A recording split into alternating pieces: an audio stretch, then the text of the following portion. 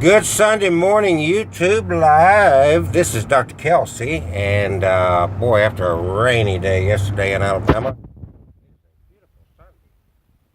Just about the perfect temperature for me. Maybe a little bit chilly for other people, but anyway, the sun is shining. A few scattered clouds, but not really blocking the sun anywhere. And we have two weddings going on today, and I want to congratulate everybody that's gotten engaged, planning your weddings, got an upcoming wedding and share a few thoughts with you this Sunday morning if you happen to run across my YouTube channel here. I have done thousands and thousands of weddings throughout my life and career, and learned quite a bit about weddings and the laws regarding marriage in our country. So I get asked a lot of questions. The first thing I like to tell people is that it's your wedding. There are no rules for a wedding ceremony. There are absolutely no rules, no restrictions as to what you can do. Now, I say no restrictions, of course, you know, to be taking illegal drugs is illegal, whether it's at a ceremony or whatever, but there's no restrictions as to how you conduct your ceremony, what wording you use, whether it's secular, whether it's religious, whether it's themed, whether it's silly, whether it's serious. Those are all up to you. Um, if you're using a wedding planner, event planner, wedding planner, day of coordinator, got a venue, whatever, and you happen to have be one of those that have an interesting, quirky personality and want things a little bit different, be careful when you talk to these guys. Be careful when you are interviewing to hire vendors and so forth, because there's a lot of them, especially in the good old conservative South, that they just can't think outside their little bubble, their little box. It's just not going to happen. So be aware of that. There's a lot of what I call traditionalists, and that's fair. But if you're not one of those, you got to be careful. I know I've been in the doing this for a long time now, and I know that there are some out there that are just so into their thing that they just can't get outside of it to do what the bride, the couple wants. So you got to really think about that as you're hiring your vendors. Um, there's a lot of people that love some real modern music that is explicit and got all kind of suggestive language and so forth. And there's some DJs out there that are so wrapped up in their own little world that they just can't. They're not going to do that. There are wedding planners that if you decide that you want to wear a black dress and have a red veil, and your groom or your partner wants to wear a rainbow suit, and you want to walk down the aisle standing on your hands, believe me, there's some well-known wedding planners in this area. They could not handle that. It would give them serious, serious heart trouble. They just couldn't do it. So you got to make sure that you communicate well with all your vendors. This is who I am. This is what I want. Smart vendors, experienced, smart, thoughtful vendors know the questions to ask, meaning, quite honestly, knowing how to draw out from you, the couple, who you are, what you want. Um, a lot of couples don't have a clue. They don't have a clue what the potentials are. They don't have a clue what they can do. A lot of people have simply been to a handful of weddings throughout their life, and they've seen the traditional stuff, the white dress, the black tux, and so forth, and the marching down the aisle, and the standing a certain way, and those kind of things, and they don't know that there's no requirement in those things. That if you have a certain personality, you're a gamer, you're a geek, you're a Star Wars fanatic, you're a Wiccan, you're a Satanist, whatever you are, you can design that ceremony around what represents who you are and what makes you happy. It's not about the vendors. And unfortunately, like I said, a lot of vendors are control freaks. They think that they're king dog, whatever. And so I just highly recommend that you really communicate good. A lot of them don't have a clue as to how to draw out of you, from you, what your personalities are, how to lead you to come to a determination as to what you want. Um, so that's the first part. Next part that ties in with this is a lot of people, these websites, the Knot, weddings.com, just all these different publications and websites you see and you hear about, they always put out there what's trending for 2017. And it's like, okay, so if you're looking for what's trending for 2017 or 2018 or whatever year your wedding is going to fall in, what colors, what blah blah, what dress, if you if that's the route you're going, then what you are in essence saying, what you are in reality saying, is that I want to be like everybody else. I want to be like everybody else that chooses peacock themes and feathers and those colors. I want to, So your wedding, you think about it. Your wedding is not going to be memorable because everybody that's gone to a wedding that year and sees the same stuff, yours not going to stand out. Yours is no different.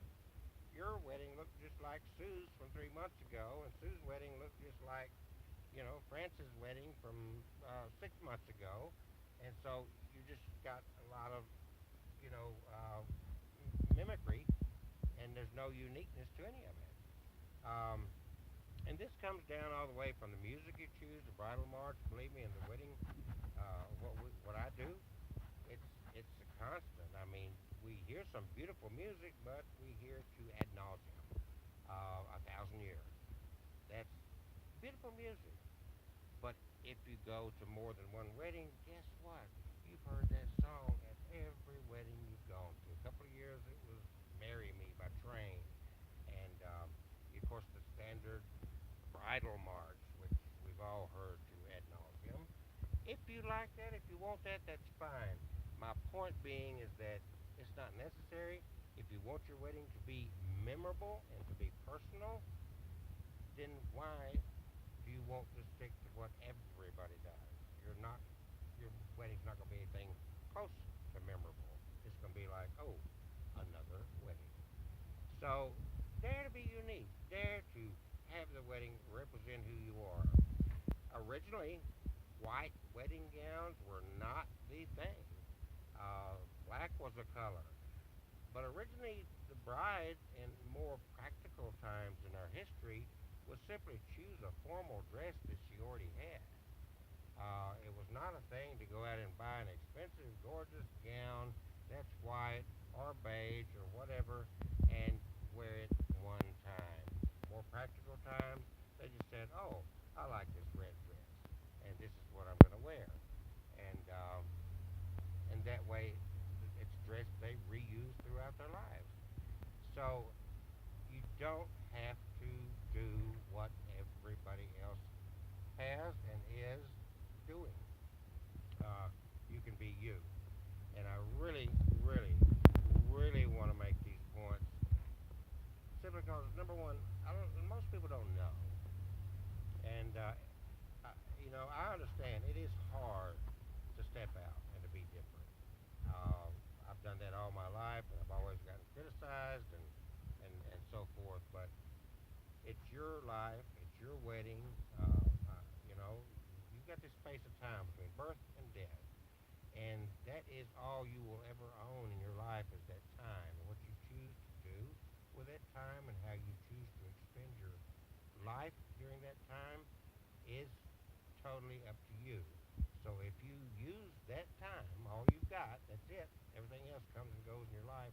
Everything else is peripheral in your life except time. But if you choose to follow um, some set course by culture, by religion, by political circumstance, or whatever, you are not one that is ever going to affect change in the world. And you have sacrificed who you are just to fit in. So dare to be you. Dare there to think for yourself. And, you know, it doesn't matter whether you have a big wedding ceremony or not. It doesn't matter whether you get married on a street corner in blue jeans and a tank top or not. You are just as married as the couple that spent $50,000 on their wedding at such and such a place. Keep these things in mind. If you are a traditionalist, I'm not knocking that. I'm just saying if you are and it just suits you, you like tradition, fine. But just be aware of those two things. Number one, there's no rules. You don't have to do that. And number two, your wedding is not going to be remembered for long. It's not going to be the memorable wedding of the year or decade because you are just a carbon copy of every other wedding that takes place. With that said, www.drkelseygraham.com is my website. My other website is www.kelseygraham.com. And lifetime of ministerial services. I'm not a online ordained minister. I have a bona fide background in ministry starting when I was a kid, second generation clergy, educated theology, religion is my background, ceremonial. Um, this is my background. This is what I do. You, again, if you want Uncle Bob, who got on Universal Life Church on the internet to get ordained, if that's what you want, that's fine. But if you want somebody professional, somebody that knows what they do, somebody that has a lifetime, literally starting at 6, 7 years of age, a public speaking experience, then uh, 205 473 1932. That's all I can tell you. Keep in mind, if you don't think I have experience in this, I did not script any of what I just shared with you. I am on the way to do a wedding and just thought I would grab this and stream this live on YouTube. So there you go again. Congratulations to the newlyweds. Congratulations to the newly engaged. Congratulations to those planning their weddings. If you need any help at all, I'm here to serve. I cover the entire southeastern United States from the Gulf Coast all the way up through East Tennessee, Nashville, over to Mississippi, Memphis. I've done weddings all through these areas. Middle Alabama, Atlanta, you name it. Don't be afraid to give us a call. There's no obligation for a consultation. I give out and discuss my fees openly and freely. I do not have set fees posted anywhere on the internet because every wedding is different, every circumstance is different, and I try to work with a couple based on what I can within their budget. 205 473 1932. Have a wonderful rest of the day wherever you are.